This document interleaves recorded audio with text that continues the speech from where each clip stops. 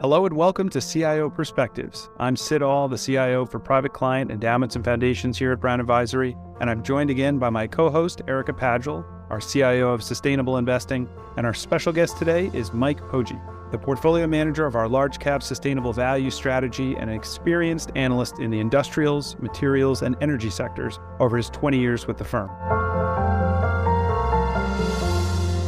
The past several years have brought about massive disruption, and each of the past 3 years we've written our investment outlook only to have the world upended by a major event. 3 years ago it was COVID, last year it was the war in Ukraine, and this year we released our outlook just before the banking crisis that took down Silicon Valley Bank and Credit Suisse. The good news is that the recent crisis, which we'll dive into in greater detail, hasn't changed our overall outlook much. It's mostly added to our conviction that today's market presents a wide range of potential outcomes and warrants some conservatism. There will be winners and losers in the banking sector, but overall we expect fewer loans, higher credit standards, and a dampening effect on growth. We're also not sure we've heard the last of the banks and their struggles, as souring commercial real estate loan exposure may be the next issue some of them face, in addition to the outflow of deposits that we've been seeing.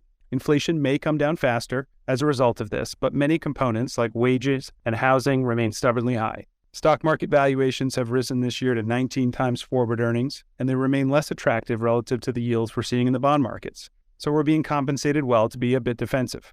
If I'd known this year that we'd have a banking crisis affecting two of the largest banks in the US and Europe, that central banks would still be hiking rates despite that, and that leading economic indicators would be pointing to a recession in the US and Europe, I would likely not have predicted the stock markets would be up 6 to 8% globally. This is yet another reminder that timing markets is nearly impossible, and what is important is time in the market, the compounding effect of being invested in high-quality companies over time.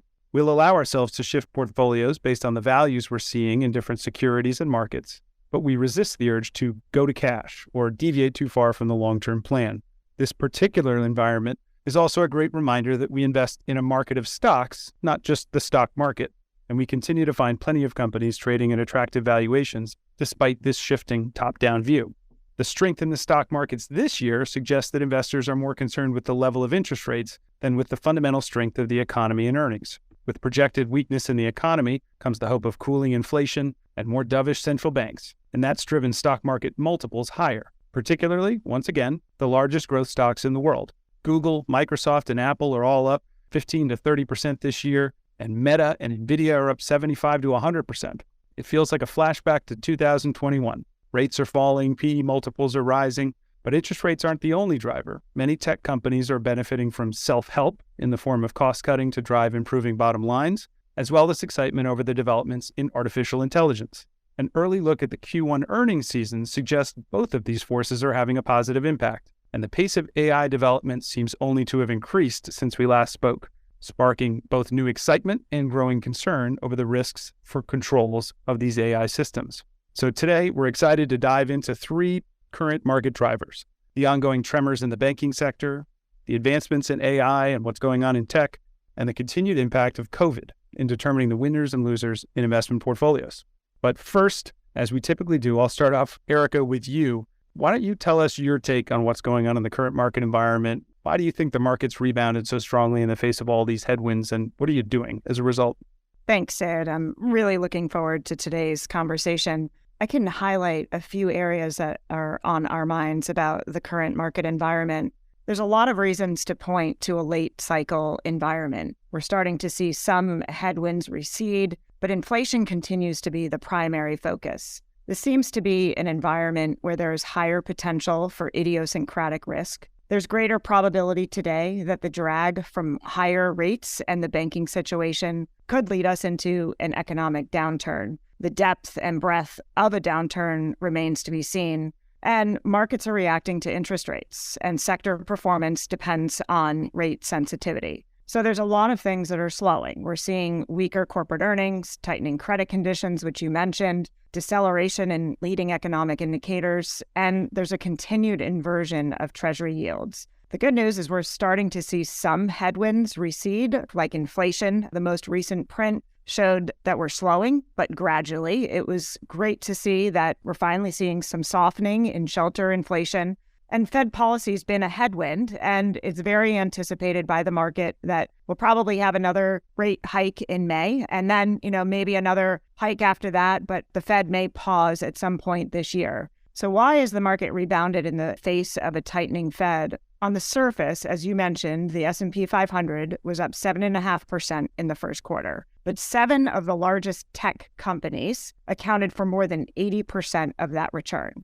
And again, roughly a third of the S&P 500 companies outperformed the index in the first quarter. Big tech has been seen as a safe haven, and I know we'll talk with Mike about this in a few minutes. Investors have really recalculated the potential value of growth companies in a future low-rate environment. But there's still a lot of unknowns about what scenario plays out over the next 6 to 12 months. And in many ways, we're at this intersection of earnings growth and the Fed cycle. So what are we doing in portfolios? You talked a little bit about this. We're focused on rebalancing here, given the equity market's move. We're getting closer to target weights in our operating buckets, focused on cash and core fixed income, but we're still remaining defensive. We're underweight credit. We still have an allocation to treasuries, and we're mindful of not taking a lot of additional risk in the face of the debt ceiling, as well as potentially liquidity issues later this year. It's a good time to have a little bit of dry powder. Yeah, it's kind of remarkable if you think about some of those trends. I mean, it will have to be a very different cycle if we don't have a recession, when you look at things like how inverted the yield curve is and how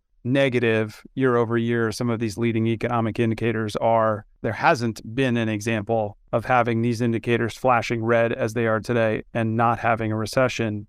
But we've had a pretty unique economic cycle with COVID, the reopening, all of the excess savings that people had coming out of COVID, and some of these big tech companies and their potential for kind of self-help. So it's really interesting. Mike, what is your take on why a 5% increase in rates and all of these other headwinds haven't dissuaded equity investors as much as we might have expected? Yeah, sure. First and foremost, thank you both for having me on. I'm really excited to be here and speak with you both today. I think you've hit on a lot of the main topics. I mean, I think all the signs are there in terms of inverted yield curve and slowing corporate earnings, but it just hasn't really sort of shown up en masse yet. And I still think there's a bit of the mentality amongst investors of that buy the dip that has sort of worked for the last 10 plus years. I think last year sort of shook out some very speculative parts of the market, but in the large cap sector and the S&P overall, I think there is still that fear of missing out, and the fact that when we've seen small drawdowns before, it's paid to buy them. The market has just continued to go up over time. And I think to this point, again, numbers overall have been slightly better than expected. I think up until at least the recent events within the banking sector. Earnings have been, for the most part, okay. And I think part of that is management teams have done a good job in terms of giving guidance. You alluded to the rise in rates, and that is flowing through the market currently, but is not all showing up at this point, at least the severity of it. We're seeing it in parts of housing. We're seeing it in parts of commercial real estate. We're starting to see companies lower guidance on higher interest expense, but it's not having the severity of an impact that maybe we're seeing this point, but it is continuing to flow through. And again, if things continue to be slightly better than expected going forward, it just means we'll be living in a higher cost of capital environment on a go-forward basis. I think it's also interesting to sort of point out that, while yes, overall the market is up mid-single digits year to date, you talked about the dominance of a few companies overall that are driving that. If you look at just in the first quarter in the value space and the Russell 1000 value, the market was up 1%. But the spread between the best performing sector and the worst performing sector, the best being communication services and the worst being financials, was just over 25%, which in the large cap space in a 3-month period, that is a very wide spread. So there are some rumblings going on underneath the surface. Yeah, it's interesting. You mentioned the kind of buy the dip mentality. We've been talking for so long about this being perhaps a different cycle, right? We've become so accustomed to weakness being responded to by the Fed with lowering interest rates and obviously quantitative easing and other more extreme measures. Some people seem to have taken some of the actions in the banking sector, the lending facility, to help banks as they're seeing deposit outflows as a sign of more of what we've seen in the past, an easing of financial conditions, injecting liquidity into the system. I do wonder how much of that is being factored in by people when they're thinking about investing in this market. But I think your points about the dispersion underneath the surface are really interesting ones. But I know we wanted to hit on the 3 big topics today, the first of which is banking. I know this is a sector that you look at closely, certainly all value investors look at closely. What do you make of the SVB situation? And we've got a newer situation, what's going on in First Republic. But how does this impact your outlook for banks, but also some of the more cyclical companies with exposure to those other areas you noted? Yeah, it's a great question. Certainly the topic du jour the last couple of weeks, and while things seem to have calmed down a little bit, they are still very much a fluid situation given the dynamics that are going on. It is still sort of a moving target, if you will, but I would say, thus far, the winners are obviously the biggest banks. It's sort of ironic that over the last 10 plus years since the GFC, the global systematically important banks, the GSIBs, have been somewhat penalized by investors because the increased regulation, et cetera. But, in today's world, when there's a concern over the safety of deposits and capital levels at regional and small banks, the flight tends to be to the big banks because depositors, at the end of the day, know they're heavily regulated and backstopped, and they've been the winners thus far. It's unique also in the fact that we think about historical banking crises, those have usually been credit-driven events. Here has really been a crisis of liquidity and concerns around the securities in the books of banks' balance sheets, which is not something we've really dealt with in the past. I think thankfully to this point, the market seems to be moving away from deposit flows after we've seen sort of first quarter results for the majority of the banking sector, large and small. I think deposit flows were better than expected. And really the focus now is on the cost of funding, or what these banks are paying their depositors. You alluded to commercial real estate. That's a big point of concern in terms of commercial real estate exposure on balance sheets. And then the longer duration concern is the potential, or really the likelihood, of increased regulation for the banks going forward. Again, really at the regional and small bank level. I would also mention that, again, from a duration perspective, I think the ongoing concern is still from a credit standpoint, just because credit has been so pristine over the last 2 years. We haven't seen it show up in banks. I think the last couple of quarters we've been waiting to see it, but credit has been very good. But that is, given the pace and size of rate increases we've seen, it's hard to imagine we're not going to start to see cracks in that going forward. It's interesting you bring up the big banks have been much better prepared for this. And there's always a lot of kicking and screaming when new regulations come out. But after 2008, really, regulators separated banks into multiple tiers, but the capital requirements, the oversight, the stress tests was limited in its most intense form to really just the top few banks. And so you had a very different approach to risk at those banks. And you see that today, the deposits are flowing out of those banks that had less oversight into those that had more. So it is really interesting that we've seen some material winners here. I'd love to sort of turn the question back to you. What are you all seeing from external managers that you're interviewing and dealing with? And in general, just what are you seeing out there in the market within the banking sector? If I could start, I think, some of it is not just external managers. The first thing I think about is actually on the client side is that, we've had this mass awakening after a decade of getting paid nothing on your savings account. People have realized that they can go out and buy a money market fund and make a nearly 5% return. And most of the banks have been stuck paying literally zero, trying to get as much spread as they can off of deposits, paying nothing to depositors and then going and investing themselves and keeping that spread. So that's not been a problem for our clients because we're investing that cash in money market funds, and we work with custodians that will try to sweep into something that does offer a yield. But there's just a lot of focus on what that will do to the financials, the earnings of these banks, and the ones that are maybe stuck with other issues like deposit outflows and commercial real estate exposure, what that could mean to them in terms of raising new capital, or even in some cases as a going concern. That's clearly the debate right now on our First Republic. The commercial real estate side of things for sure is a big focus. And, we've seen just recently, Brookfield, Blackstone, Veritas, other property owners in the news for defaulting on big loans in LA and DC and San Francisco. There was an article in the Journal today about one of these properties selling for 20, 30 cents on the dollar, given really high vacancy rates. So, particularly in the US, this seems to be a big issue. And the smaller banks, I don't need to tell you, Mike, have more exposure to these commercial real estate loans, something like 25% of assets. That's a bit of an anchor that'll weigh on them. So, I think what we're hearing most about from the external managers is where people have exposure to these areas directly and trying to reduce that, but also where there are companies that get credit from these smaller institutions. That's a big concern. I would say we're not hearing a lot of concern, and I don't think we have a lot of concern that this is a 2008-like crisis. It's not. We don't have the same levels of leverage. We don't have the same issues with credit quality. We certainly have a very different mortgage market today with much more home equity than we did back then. But curious, Erika, your thoughts?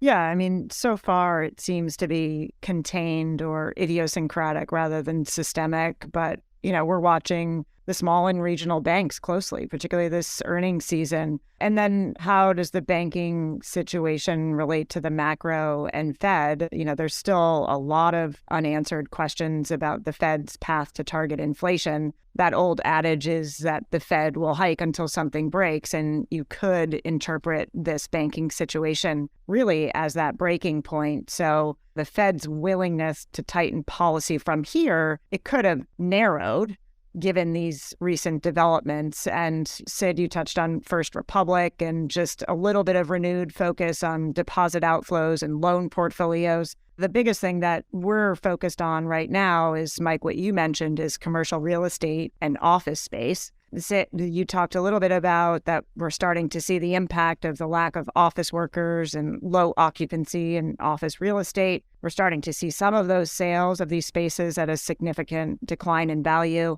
There's reports that there's roughly $80 billion in loans backed by U.S. office buildings that comes due this year that will need to be refinanced, and we have higher interest rates today. So that stress within the banking sector is really leading to tightening lending standards and possible liquidity risk. So maybe, Mike, I'll bring this back to you. How do these struggles in the market impact not only the banking sector, but other sectors that you follow and invest in, such as industrials? Yeah, I think the immediate concern is certainly more on the banking side before we get into the industrial space. Sid, I saw that note in the journal this morning too about the building in California. It's sort of 20 cents on the dollar, and it's certainly not the headline that anybody in the office market was looking to see today. But, like anything else, you can't paint an entire space with a broad brush. You hear stories like that today, but then you also hear stories of new buildings coming online in Manhattan and breaking sort of new state-of-the-art buildings that are LEED certified, trophy office space that are seeing rents 30 to 40% above what they were pre-pandemic. So there is a bit of a divergence, but clearly the low end of the market is weighing on things. There's a ton of sublease space available as well. CBRE put out a report just this week that the amount of sublease space in the market today is double what it was at the beginning of January 2020. So there is a lot of supply to be absorbed, and we're going to have more headlines like the ones we had today. So as it relates to the banks, the initial screens everybody was running when Silicon Valley went down was sort of screening banks on percentage of uninsured deposits. And I feel like the topic of the day is running screens on CRE exposure. I think like anything else, not all banks are created equally. It's been interesting to see this earnings season. A lot of banks are trying to get ahead of these things. We've seen banks actually add slides to their quarterly earnings decks, and slides that are dedicated to not only their deposit base and some more granularity on that, but breaking down their commercial real estate exposure by vertical, by geography, their loan to value, and their maturity schedules. I think a lot of banks are being really straightforward in trying to give investors more information in terms of what their exposures look like, what their deposit base looks like, because they're trying to separate themselves from the Silicon Valleys and Signatures of the world. I think it's one of the reasons why we really like Bank of America. It's one of the largest holdings that are within financials for us. The two big concerns on deposit quality and commercial real estate, B of A's scale and diversity of business lines is a real asset in this market. They have $1.9 trillion of deposits. They're not only well diversified across consumer, small, medium business, commercial, and their wealth management business, but over 2/3 of the relationships within each of those segments have been in existence for over a decade. This is as sticky of a deposit base that's, it's out there, and it's really sort of shown in the last couple of weeks and quarters. And it's that sticky deposit base coupled with their leading digital platform that makes it really a significant asset for the bank and the franchise. As it relates to commercial real estate, again, given the size of Bank of America's balance sheet, all of commercial real estate is only 7% of the loans in their loan book, and offices is only 25% of that. So only 1.5% of the total loan book. That's a much different profile than we see on the small and medium size. So again, in this environment, we think the big continue to win here, just given the size and scale and the diversity of the business lines. Anything that surprised you to the positive or the negative as you've seen more of this disclosure from banks this quarter? Yeah, I think a couple things. I think on the deposit bases, some of the names that actually screened some of the smaller banks that got caught up in that initial rush when people were looking for second derivatives of percentage of uninsured deposits. I think a lot of these banks have done a great job talking through earnings of more granularity in the deposit base. Maybe there's some things within the uninsured bucket that are either municipal deposits or what have you that, again, tend to be more stickier. There's less deposit flight there, and the headline number through a screen is not exactly what it is underlying. And given a lot of historical figures around duration of relationships, number of other relationships or products sold these customers as well. And I think that's helped to calm down the market, if you will, just because I think a lot of people were relying on those screens or charts in the Wall Street Journal, et cetera. But I think the deposit quality of a lot of these smaller regional banks is actually, I think, surprised to the upside. It's interesting. Maybe outside of the banking sector, there's some obvious areas, whether it's housing stocks or it could be industrial companies that are linked to housing starts or to office. Are there other areas that you've been particularly focused on, either as areas to avoid or areas where the market's overreacted already and could be interesting to take a look at? Yeah, certainly all things construction are tied to rates and have certainly been on our mind in the value space. I mean, the overall building product space is a large part of industrials and certainly within the value side as well. And it's been interesting. We certainly saw the brunt of it in the back half of last year on the initial spike in interest rates and mortgages. And just, I think the sticker shock of 18 months ago, 2 years ago, people saw sub 3% mortgage rates. And then all of a sudden you're seeing 7 handles. And I think the sticker shock of that certainly slowed things down. The market is still down, definitely, but it has been interesting to see there is still the pent-up underlying demand under the surface. And I think the structural supply issue that we were dealing with before this in terms of being underbuilt within homes over the last 15 plus years, that still needs to be resolved. And it's interesting that this is happening at a time when millennials are sort of getting into peak home buying age. And so there is a lot of pent-up demand under the surface on the housing side. I think it'll still be choppy, but it's interesting from the peak of 7 and you start to see 6.5, 6 mortgage rates, you're starting to see the demand pick up and houses are certainly starting to move.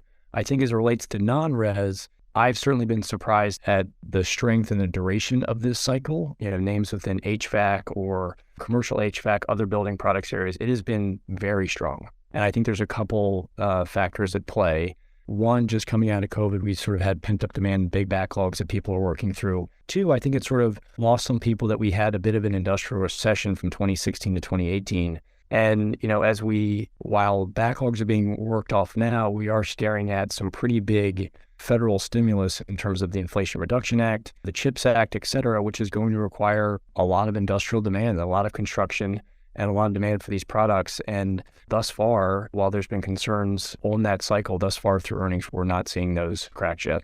Interesting. You talked about the residential side. I did find it fascinating. An unexpected headline hit my desk recently, noting that a greater percentage of Gen Z owned homes at the age of 25 than Gen Xers or millennials. So this discussion of the younger generations being less interested in home ownership seems to, thus far, be being debunked. Maybe it's time to switch gears to technology, and tech is back this year in a big way. We've seen a big rebound, and in some ways it's turned into kind of a safe haven a little bit as it did during COVID. What do you make of the rally we've seen in tech this year in the face of a potential recession? It's been interesting. I mean, it's in the face of a potential recession, in the midst of a quote unquote banking crisis, the traditional flight to safety was, you buy consumer staples, you buy healthcare, you buy utilities. And ironically, despite everything, all the concerns out there, those 3 sectors actually underperformed the market, at least in the value space in the first quarter. So the new flight to safety is buy technology and communication services, which even in the value space tend to be the more expensive parts of the market. So it's been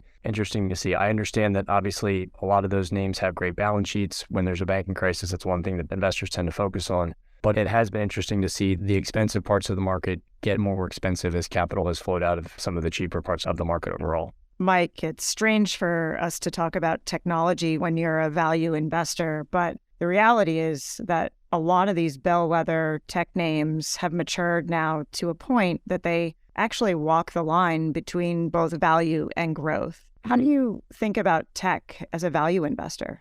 Yeah, we think about it a lot. I mean, we think about value as we're buyers of free cash flow streams. We're free cash flow focused. And so naturally, there's a lot of intriguing aspects of the business models and technology that are appealing to us as it relates to free cash flow. I mean, a lot of these models tend to be capital light. They have really high free cash flow conversion. And we think about free cash flow conversion as a percentage of EBITDA. And it's a sector that for the most part, historically has really avoided a lot of leverage. So, those are 3 real positive aspects that fit our philosophy. On the negative side, because of how ingrained tech is in our lives and really how well the sector has done the last 10, 15 years, it's also an area that is constantly attracting competition, especially in a low cost of capital world or free money world. When you have competition that's getting funded without a concern for profit, but sort of a market share at all cost dynamic, that gives us some concerns. I mean, it does bring into question the pricing power of the underlying businesses and the sustainability of the cash flows on a go-forward basis when there's that constant competitions. I think tech overall is one of the more expensive areas of the market. It's done well. A lot of these businesses generate good cash flow, especially on the large cap side. For the most part, the free cash flow yields remain fairly low. I think it's interesting after last year's tech drawdown, many names within the large cap tech space that had previously been growth names have migrated into the value indices. Names like Meta, Netflix, and Salesforce are actually really big weightings in the value index, which is something I think a lot of people may not realize. Case in point, with the Russell 1000 value was up 1% in the first quarter, Meta was almost a 90 basis point contributor to the performance of the entire index, or 90% of total return. I mean, Meta was up 76% in the first 3 months of the year, which is pretty staggering. Not a name you would associate necessarily within the value index, but it is in there currently. Where we stand, we currently have about 10% of the portfolio in technology. So certainly a different dynamic than you would see in a growth strategy. We tend to focus more on, a little bit more on the hardware space or in the semi-cap equipment side, areas where we think where end markets have somewhat consolidated and there's just less competition on a go-forward basis and a much higher free cash flow stream, if you will. Maybe that's a good transition, talking about tech hardware. I mean, you can't talk about tech these days without talking about AI. Talked a lot about it on our last podcast, but so much has changed in so little time here. We talked before the podcast about the AI segment on 60 Minutes with the team from Google, and we've seen some incredible returns in companies like NVIDIA that are considered winners in terms of chip design for some of the AI systems. What is your perspective on what's going on in this kind of AI gold rush? Yeah, it's interesting, and it's certainly something that hadn't really focused on, before, but it's certainly gotten most of the attention of the market, certainly in the last couple of weeks. I did see the 60 Minutes segment. I would say it was sort of, both exciting and terrifying at the same time. As it relates to our portfolio, we do own Google in the portfolio, not necessarily because of its AI capability, something we're focusing on, more on a go-forward basis. But Google's one of those names that, again, and that we're talking about that flight to safety dynamic. When I started at Brown Advisor 20 years ago, one of the first sectors I covered was consumer staples, so the Pepsis, P&Gs, Hershey's of the world. And it's interesting if I look at the valuation of those companies versus Google today, and there's a pretty big disconnect. The Pepsi and P&G may trade closer to 18 times EBITDA. Google's at about 12.5 times. I haven't had a Pepsi today, but I've used Google I don't even know how many times. It is becoming more ingrained in our lives and is more of a staple, if you will, and has more staples kind of characteristics where you're starting to see the capital returns really accelerate here. I mean, Google announced a $70 billion share repurchase yesterday. They bought back $14 billion worth of stock in the first quarter. The share count's down pretty dramatically over the last couple of years. So they are starting to morph into the value space. As it relates to Google specifically and how I'm thinking about it on AI, Google's AI going forward, I think it's a watch and wait. I think it's still very early days. There's a lot of excitement. There's a lot of extrapolation of what could happen, how this could play out. But I think it's a wait and see. I think, while yes, Microsoft made a big splash with their investment in ChatGPT. Google, since its inception, they have been solely focused on hiring the best and brightest talent out there. And they have been investing in this space for a long time. And while they haven't made it front and center up until now, I would put their chances in terms of their ability to compete well in the space up with anyone. How do you think about the threat specifically to Google search, right? Which is the golden goose. There was news out recently, Samsung rather dramatically announced they were evaluating a potential change of the default search engine on their products to Microsoft's Bing. How real do you think that threat is? And I know we've talked a little bit about the big differences between, the output of a ChatGPT search and a Google search, but how do you think about it? Yeah, I mean, first off, I think it's a good negotiating tactic from Samsung. And I think anyone in their position will probably do the same thing given the timing. But at the same time, Google does pay Samsung a lot in traffic acquisition costs, or we refer to as TAC, to be the default provider and the operating system that is on Samsung phones as Android, which is owned by Google. I think it's something we're watching closely. I think the majority of consumers are used to just using Google. People say, I Googled this. Nobody really says I Binged this or that. But this is really sort of the first threat to Google's dominance in mobile really ever. And so we can't take it lightly. It is still new, but we can't take it lightly. And I think the concern here is when your market share is as high as Google's is, and you essentially are the market. Just small changes on the margin, if consumers do start to switch, can actually eat into your growth fairly quickly. So, we're monitoring it closely. We'll see what comes out of it. Samsung and Google certainly had a long relationship together. But yes, this Microsoft is certainly playing hardball. We'll see what happens. Mike, it seems like we're in this state of AI euphoria right now, and more companies are carving out time on earnings calls and investor meetings to talk about and emphasize their efforts in AI. Just how fast do you see things starting to move from here? Yeah, it's a great question. And I mean, it is definitely seems to be the topic of the day this earnings season. I saw a headline just last night that between Microsoft and Google's conference calls on Tuesday night, the two of them mentioned AI. They combined 142 times on their calls, which is pretty amazing. And you're actually starting to see other companies within technology and consumer areas or what have you, adding in lines about AI in their press releases to maybe, generate buzz or show the market that, hey, we're doing this too. In terms of how fast things will move, again, it's very hard to tell. It's so early days. I mean, I'm not sure it's the right comparison, but it wasn't only just a couple of years ago when we thought crypto adoption and real world usage was going to be widespread, and we started to see similar mentions by companies in different spaces wanting to accept crypto or, be involved somehow. And that certainly didn't pan out as quickly as some people would have thought. Not saying it's the same, but there are some similarities just given how early on we are, but very hard to tell where this is going and how fast. I'd love to hear from you guys. In the value world, I'm not thinking about AI as much. Certainly in the last couple of weeks, I'm thinking about it more, but I would love to hear about what you all are hearing and what do you think the chances that are regulation or any kind of other outside force is able to slow down this trajectory? I did find it fascinating that Elon Musk and a handful of other tech luminaries wrote this open letter calling for a pause on AI developments for 6 months. 6 months, I guess, was chosen because that would be enough time so that China couldn't catch up.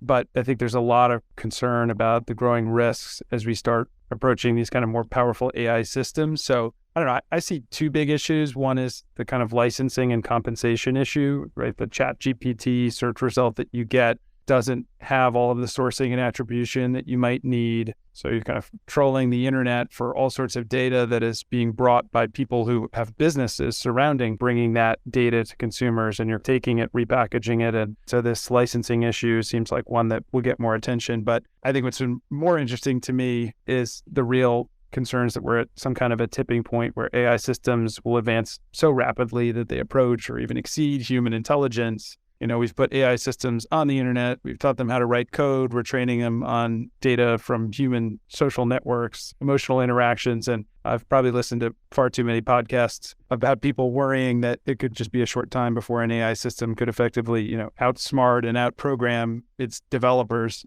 And so I've definitely heard of a growing call for investing more in the controls of these systems as we've been investing in powering them up. And right now we've been investing a lot more in getting them moving more quickly. And they're advancing, I think, at a speed that their creators did not expect. It does seem to me like this disaster scenario seems further away, as it's both development in hardware and chips and increased computing power that still seems a ways off, but it's an area where I'm spending a lot of time thinking about it. I did note that the EU has been working on legislation since 2020 called the AI Act, it's still very much being drafted and being considered as to, how do you get human oversight to ensure transparency and fairness and controls. I do feel like if history is any guide, though, regulations in tech are typically years, if not decades, behind the development. We see this with what happened with Microsoft decades ago, what's happening with Google now. I do find it a little hard to believe that regulators will be able to kind of keep up, since AI development seems to be moving much faster than what we've seen in software development or search development. But I don't know, Erika, what are your thoughts?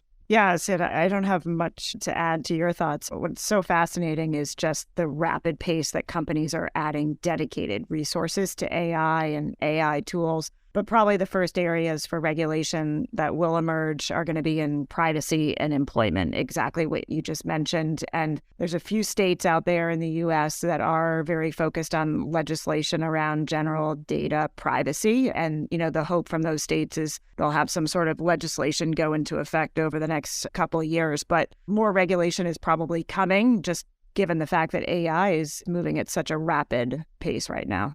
So, Mike, maybe more broadly, it's obvious who some of the beneficiaries are. We've talked about them, right? There's NVIDIA designing the chips that are going to be used on the servers that power AI. Microsoft's clearly a big winner. They're an investor in OpenAI, and we're already seeing them as users of Microsoft integrating this into email, into Teams. There's a clear opportunity with all the data they have for companies like us to just improve our efficiency. There's other areas within semiconductors, but who do you see as the biggest winners, but also some of the losers if we see advancements in AI continue at this pace?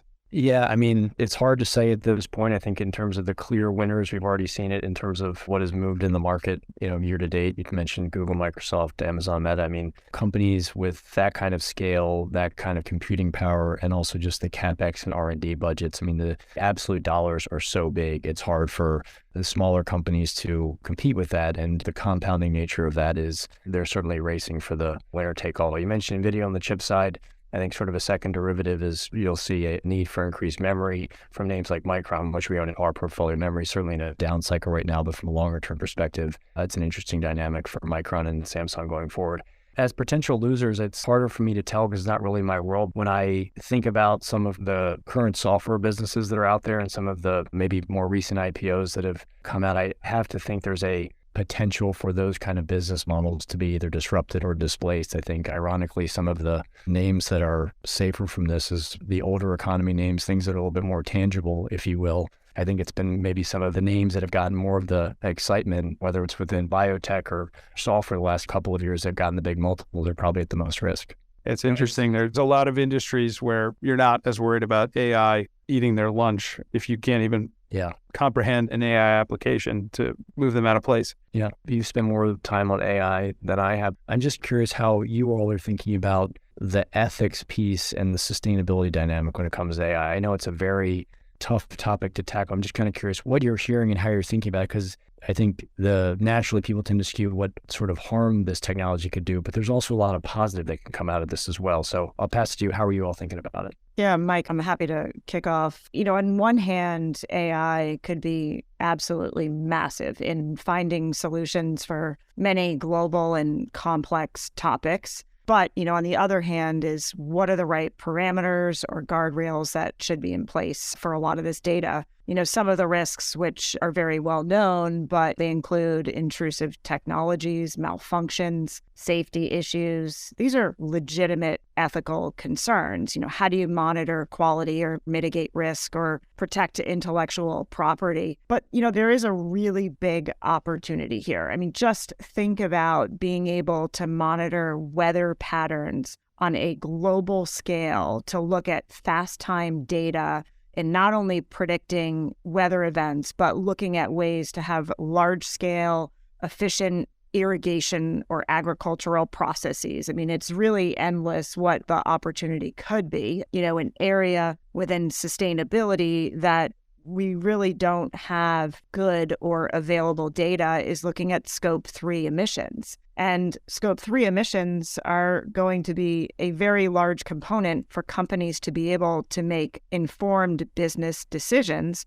about their overall footprint. So if AI could help to solve that issue and problem in the coming years, that would be an amazing opportunity. Just the ability to analyze large data sets is an opportunity in many ways for corporate growth that people aren't necessarily thinking about when you think about AI initially. There's just so much unstructured data out there, and AI could finally move the needle on some of this sustainability reporting that has been a little bit unstructured in the past. I might add that there's a potential here for a real consumer benefit. I mean, the efficiency gains that can be brought about by AI, we've heard about this in the coding space, making coders 2-3 times as efficient when they're writing code, when they have a virtual assistant or someone to draft the code for them, debug the code for them. There's all sorts of other areas where, we talked about drafting legal documents, drafting blog posts.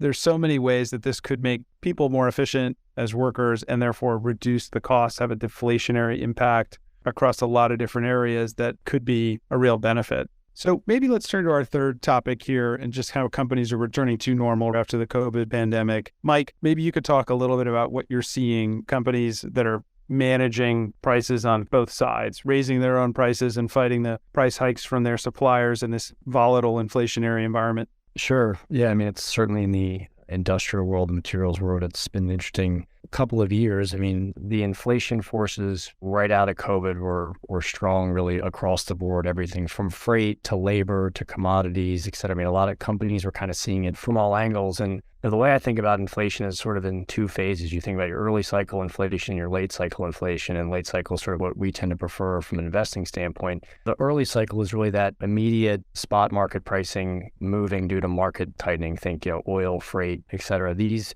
businesses that are tied to this or benefit from this tend to be more commodity businesses, price taker businesses, as I refer to them. And they're the first to benefit when inflation picks up. This puts pressure on what I refer to the late cycle bucket of companies. These are companies that have great intellectual property or brands, but just can't pass that price on those input cost prices immediately. They have to work with their suppliers and their customers to negotiate pricing pass-throughs. This is the group that really gets squeezed on the front end as prices rise faster than they can raise their revenue.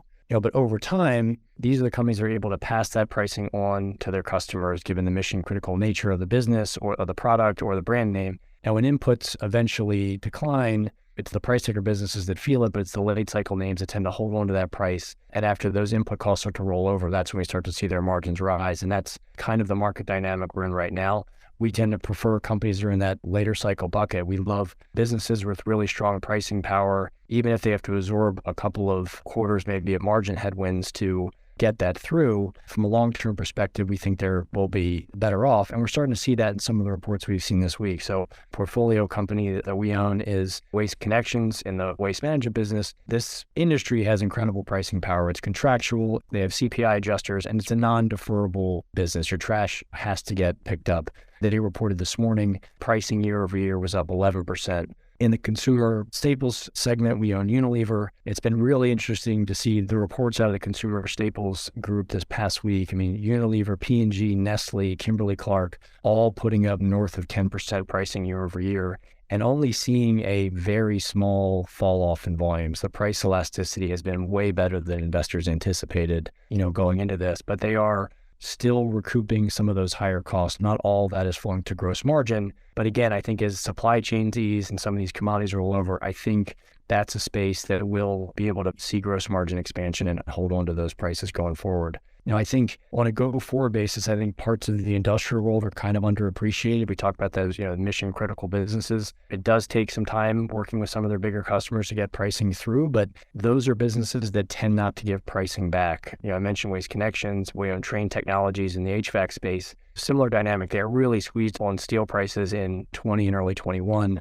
They got a lot of pricing through. They took some pricing earlier this year. And I think as we progress through this year, we're going to start to see margins revert back to normal and really strong free cash flow growth. I think about the potential losers on a return to normal, if you will. I think parts of the consumer discretionary area, retail, could be some areas where you could see some losers. I think a lot of businesses were selling goods at really full price during COVID due to the A, to stimulus checks, and B, just sort of the lack of availability. As I think inventory start to normalize and things start to level out, I think a lot of these companies that over-earned for 2 years will start to see those margins revert back.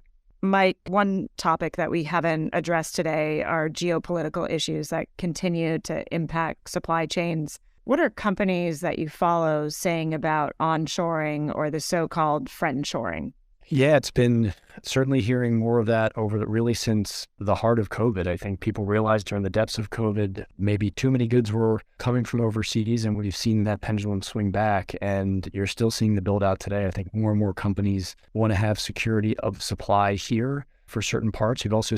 We have some companies that actually in the manufacturing space decided to just manufacture the parts themselves. They dedicated some of their floor to build it themselves because of the lead times. And I think that is really a big part of what's been driving this strong industrial cycle, if you will. I mean, some of the earnings reports just out this week from everything from Caterpillar to Honeywell, Pentair, numbers have been pretty good. And it's, like I said before, I think it's a combination of, we had a bit of an industrial recession right before COVID.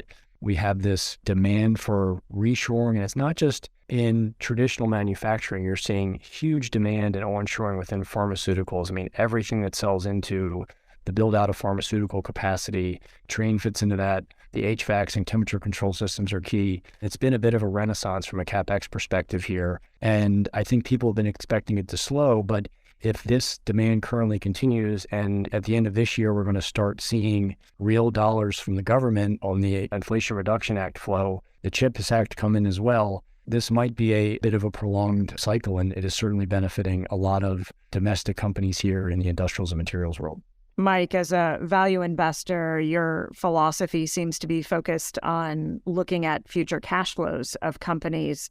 How does sustainability play into that investment philosophy? Sure. So at the end of the day, why we're excited about this strategy is for a couple of reasons. I think there's a lot of synergies in terms of how we think about value from a cash flow first perspective. We tend to gravitate towards more capital light businesses that aren't dependent on the capital markets, businesses that are self-funding, have high free cash flow conversion. That's naturally going to steer us away from, I think, a lot of parts of the value space that get more scrutiny from a sustainability perspective, whether that be E&Ps, oil and gas producers, or regulated utilities. But that being said, we're excited because I think there's a lot of emerging opportunities in those spaces that I think are overlooked by some investors out there. I mean, we do not take an exclusionary approach with this strategy. We think today, value is where the emerging opportunities are from a sustainability standpoint, and we're really looking for solutions providers that are helping their customers achieve their long-term goals. What we're looking for here is really good companies with strong free cash flow profiles that are leveraging sustainability to play offense and leveraging sustainability to help dampen the volatility and enhance the duration of that free cash flow over time, or what we refer to as a sustainable cash flow advantage. One of the names we own in the portfolio is actually in the energy space. Question we get is, how can you own anything within the energy space? And again, we don't approach this from an exclusionary standpoint. We're looking for those solutions providers. And we own a name in the portfolio of Champion X, which is probably not a household name. It's a little bit on the smaller side, about a $6 billion market cap. Champion is a business that was spun out of Ecolab, which is a name we know well here on the growth side. And that business was merged with a company called Apergy. I think about this sort of in two buckets from a sustainability standpoint. The legacy businesses here are production chemicals technologies and production automation technologies. At the heart of it, both of these products help extend the life and maximize the efficiency of existing wells over time, which essentially lowers the need to drill new wells. We're just getting more oil and gas out of each existing well. The chemical side is really crucial in terms of separating the oil from other solids that come out and from the water that comes out of the well. I think it's maybe lost on people that as wells mature over time, the water content only increases, and it's Champion's products that help treat, filter, and more importantly, recycle that water over time. And you see in areas within like the Permian or what have you, where you're trucking water in, having these products that help keep water at the source are hugely critical from a sustainability standpoint. I think about their new businesses going forward. They have two really exciting, opportunities. One is from a digital standpoint, they are really attaching digital capabilities on their production equipment to help monitor uptime and potential failure of their equipment. You've seen their digital business grow 40, 50% the last couple of years. This last quarter was just 40%. And then on a go-forward basis, they're the industry leader in methane emissions, which is still a small industry, but again, given what has come out in the IRA, methane emissions is something that producers are going to be fined on a go-forward basis, and having efficient monitoring, regular monitoring that can be tied back to software, this is becoming a mission critical need for their customers. And again, as you heard me refer to, sustainable cash flow advantage of extending the duration, lowering the volatility, introducing a more contractual revenue stream into what is a more cyclical part of the market, we think is a really attractive free cash flow outcome for us. So those new businesses are faster growing, higher margin, less cyclical cash flow. We think it'll help strengthen their customer relationships over time. And again, these are products that are helping their end customers solve their goals in terms of their emission footprint. So we think it's a real win-win from the customer standpoint, from the planet standpoint, and from Champion's business model standpoint. And those are the kind of dynamics and the kind of companies we're looking for here in this portfolio. And trades less than 15 times earnings, Mike. Mm-hmm. Here we go. This has been a really great conversation. Thank you both for all your insights. Maybe we could close it off as we usually do by talking about what we're most excited about today. Mike, you've talked about a lot, but what has you most excited about the opportunity set today? Obviously, I'm going to be a little bit biased here, but despite the tough start to the year from the value space, certainly very excited about what we're seeing within the value space, not just from a valuation perspective. We're finding really attractive free cash flow yields on the equities in our portfolio, and also equally as excited in finding those emerging opportunities on the sustainability side, in which I think are still undiscovered within the market, and leveraging and finding those companies that are driving better free cash flow outcomes for us. We think the setup here on a go-forward basis is really interesting. Erika, what about you? We're in a really unique situation where there's two possible disruptors to most, if not all, industries and a lot of geographies over the next 5 to 10 years. So the first being energy transition or energy infrastructure, and the second being AI. So we're spending a lot of time looking at ways to invest in both. And then today, the risk reward in equity markets is not particularly good at this moment, just given the probability of an economic downturn. And, valuations are probably not incorporating that economic downturn. But, from a valuation standpoint, we'd rather play defense in a recessionary environment. We're allocating to core fixed income. Over the past few months, we've added to global equities. And, we've been maintaining our U.S. small cap positions, which tend to lean a little bit more growth in that asset class. But the banking situation is one that we're watching closely, in particular, the impact to regional small banks. And then we are also maintaining our inflation diversifiers, such as infrastructure. Sid, what are you doing? A lot of the same, I would say. When thinking about what's exciting, though, I love this conversation with you today, Mike, because it's, again, a reminder that it's a market of individual stocks. And despite the kind of overall benchmarks having elevated valuation multiples, this is something I hear about from investors inside and outside of the firm consistently, is that there are still some great opportunities to be found. That being said, very top down, more opportunities in fixed income. I've become more and more excited about the opportunities today and the opportunities to come in credit markets. I think we're already seeing credit cycles in certain areas of the economy, commercial real estate, some of the consumer companies that were COVID winners and have now kind of struggled as the economy has reopened. I think commitments in the distressed investing area will be really interesting in the coming years. And I think there's even an argument today that stressed performing credit is offering a competing or even better risk return than broad equities. So you have the potential to increase your returns and actually maybe reduce risk by taking some equity exposure and put it into credit. So you can build a portfolio of senior bonds and loans in the high yield area yielding over 10%. And that compares pretty favorably to long-term equity returns with potentially lower risk. So I think the goal there would be to kind of take it slow, as credit spreads are not yet as attractive as we'd like them to be kind of full-sized and something like that. But I think it's another example of where we're being offered up something that's a bit different than we've seen in prior years. So that's got me a bit excited. I think with that, why don't we close out a great conversation. Mike, thank you so much for joining us. And please, everyone, give a follow, give a listen to these podcasts going forward. And you can check out Mike and his quarterly commentaries for large cap sustainable value going forward if you like what you heard from him today.